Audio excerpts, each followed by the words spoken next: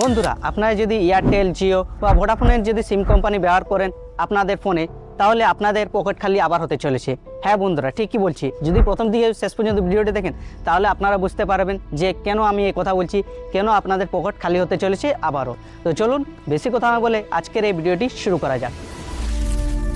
স্বাগত টেকলিটিক বাংলায়। এখানে পাবেন প্রযুক্তির সহজ বিশ্লেষণ, লেটেস্ট গ্যাজেট রিভিউ এবং ফিউচার টেক। তাই এখনই সাবস্ক্রাইব করুন।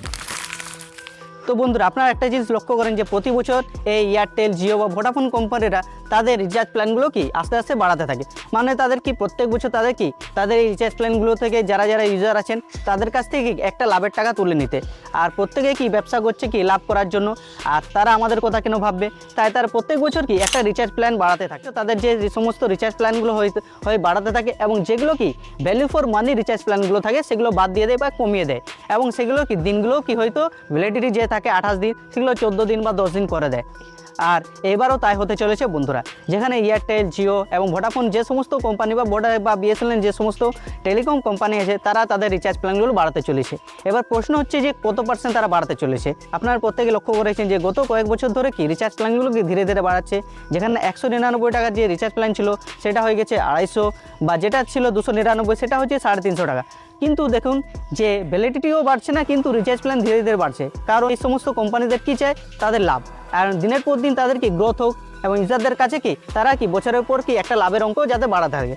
সেই জন্য প্রতি বছর তারা একটা নির্দিষ্ট সময়ে মার্চ থেকে এপ্রিল মাস বা এপ্রিল থেকে জুন মাসে কি সেই রিচার্জ প্ল্যান বাড়ার কথা ছিল, কিন্তু এখনও বাড়েনি। কিন্তু এই জুলাই মাসের শেষে বা মাঝামাঝি ক্ষেত্রে কি এই রিচার্জ প্ল্যানগুলো বাড়তে চলেছে, যেটা আমরা আগেও দেখেছি বা এবার দেখতে চলেছি। এখানে আগে হয়তো 10% বা 12% বেড়েছিল, এবার শোনা যাচ্ছে যে 13 থেকে 15% অবধি কি এই রিচার্জ প্ল্যান দামগুলো বাড়তে চলেছে। মানে ভাবুন, যেটা 350 সেটা আবার হয়ে যেতে পারে 400, 360 বা এরকম বিভিন্ন কি রিচার্জ প্ল্যানগুলো ধীরে ধীরে বাড়তে পারে। এবার দেখা যাচ্ছে যে 13% বা 15% কোন রিচার্জ প্ল্যানে কতটা বাড়তে পারে। কিন্তু এটা কথাটা ঠিক বন্ধুরা, যে রিচার্জ প্ল্যান আবার বাড়তে চলেছে। এবার রিচার্জ করব না নিজের খাওয়া দাওয়া চালাবো, এইটা একটা সমস্যা পড়ে গেছে। আপনারা জানেন যে অনেকেই মধ্যবিত্ত পরিবারে, তারা কি দিনের পর দিন যদি এই রিচার্জ প্ল্যানগুলো বাড়তে চলে, তারা খাবে কি আর রিচার্জ করবে কি? তাদের পুরোপুরি স্মার্টফোনটিকে বেকার হয়ে যাবে। তারা রিচার্জ করবে কেন? যদি আমাদের কোম্পানিকে যদি 400 টাকা 350 টাকা দিনের পর দিন যদি দিতে হয়, তাহলে তারা রিচার্জ করবে কেন? একজন মধ্যবিত্ত পরিবারের জন্য কি 350 কম নয়? তাহলে তারা কিভাবে রিচার্জ করবে? আর দিনের পর দিন যদি 13%, 15% এরকম বাড়তেই চলেছে। কারণ কি, কোম্পানিকে চায় তাদের লাভ। তারা লাভের জন্য দেখবে না ইউজারের পরিস্থিতি কী বা তাদের কি অবস্থা, তারা এই রিচার্জ প্ল্যান করতে পারবে না। বা তাদের জন্য কোনো নিত্য নতুন রিচার্জ প্ল্যান তারা যদি চালু করে, তাতে তাদের সুবিধা অসুবিধা হবে কিনা সেটাও তারা ভাববে না। কারণ তাদের বছরের পর বছর একটা নির্দিষ্ট ইনকাম চায় আর লাভ চায়। আর সেটা করার জন্য তারা কি বছরের পর এই পার্সেন্টেজ বাড়াতে থাকবে। আর জুলাই মাস হতে চলেছে সেই একটা দিন যেখানে কি আরও 13 থেকে 15% কি রিচার্জ প্ল্যান বাড়তে পারে। তো বন্ধুরা, এই সমস্ত যদি রিচার্জ প্ল্যান যদি ধীরে ধীরে বাড়তে পারে, তো ইউজার কমবে না বাড়বে? আপনাদের কি মতামত অবশ্যই কমেন্ট করে জানান। আর আপনি কোন সিম ব্যবহার করেন, জিও না এয়ারটেল না ভোডাফোন না বিএসএনএল, অবশ্যই কমেন্ট করে জানাতে পারেন।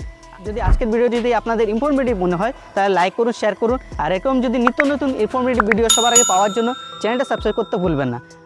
আর আজকের ভিডিও এখানে শেষ করছি বন্ধুরা। আপনারা সবাই সুস্থ থাকুন, ভালো থাকুন। জয় ভারত। স্বাগত টেকলিটিক বাংলায়। এখানে পাবেন প্রযুক্তির সহজ বিশ্লেষণ, লেটেস্ট গ্যাজেট রিভিউ এবং ফিউচার টেক। তাই এখনই সাবস্ক্রাইব করুন।